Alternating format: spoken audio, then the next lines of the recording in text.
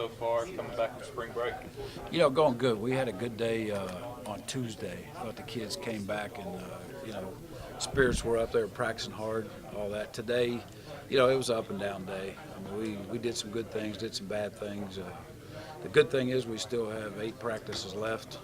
The bad thing is we only got 8 practices left. So, we just have to keep getting better and, just keep throwing at the kids and see what they can handle. Is there a lot of pressure with that? 8 practices left? Yeah, I mean, you want to cram a lot of stuff at them, and, we've kind of had to hold back from our install a little bit and just try to get good at something, and right now we're trying to get good with our base defense and base coverages and those kind of things. I guess right now, what are you all mainly focusing on? You said base defense, base coverages. What exactly is going through in the practice? Well, right now, the biggest thing what we have to do is teach the kids, one, how to communicate. Communication progression. What kind of formations are they getting us? What's the down and distance?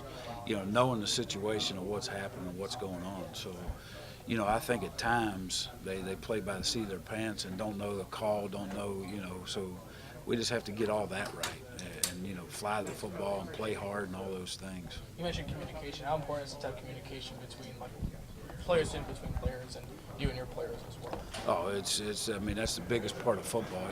Especially in the back end. I mean, we're the last line of defense. If we don't know what call we're in and big plays happen and those kind of things. I mean, that's how you give up big plays, big touchdowns, and that's what we have to limit. Are they picking it up, at the rate you like? Yeah, they are. We've had good meetings. We've had good practices. I think the kids are getting it. Are they where we need them to be? Not even close right now. But you see them every day doing something a little better, and then some things start to slack off a little bit. But I think it's what we're emphasizing day by day. Hey, today we got to get better at this. Tomorrow we're going to get better at this. So we're kind of taking it in steps. And when you start coaching, the one thing that we always say in our meeting, don't get bored with what we're doing and try to put in a lot of new stuff. Let's get good at what we're doing and keep going. Are you seeing those small steps translate into larger things whenever you guys are in practice? Yeah. I mean, they're good from taking it to the meeting room, out to the field, and they're executing well at times. When we don't, it goes back to what I started with. Their communication is poor. We don't know what what one guy's doing, where we need to be, and when you're a guy or two away, I think you can fix that. When you're 4 or 5, 6 guys away, then it gets harder. So right now I think we're at a good pace, and I think we're right where we need to be at this time. Is it easy for guys to really get bored with the same stuff every day, or do they just go out there and Yeah, I think that's a big thing in college coaching right now is you kind of, as coaches, we study the film. We're in the meeting room all day. I mean, these kids have class, they have study hall. They go home, play PlayStation or different things that they're doing. They're not thinking football like we are 24 hours a day.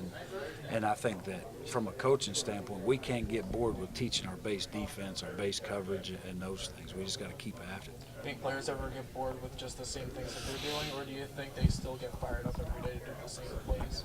Yeah, I mean, they want new stuff at times. They want new schemes to stop certain things. And right now, we're not trying to scheme our offense up to stop our offense. We're trying to build a base defense. And what we have to be able to do is stop people with a base front, base coverage. We can't, go out and try to blitz people to get, to stop things all the time.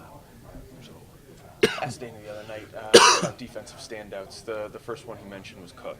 No, you can't speak to his year last year, but what have you seen out of him this spring that's kind of set him apart? Well, every day the kid comes to work, and I think that he's realizing now this is it for him. I mean, this is his senior year, and meeting with him the last couple of weeks, he wants to be he wants to be great his senior year. He wants, he knows he didn't have a really good year last year. And I think, one, he wants to redeem himself and get back to where he was. So he's doing some really good things for us right now. I'm proud of him where he's at. And every day he comes with an attitude to get better. And that's all you can ask for as a coach.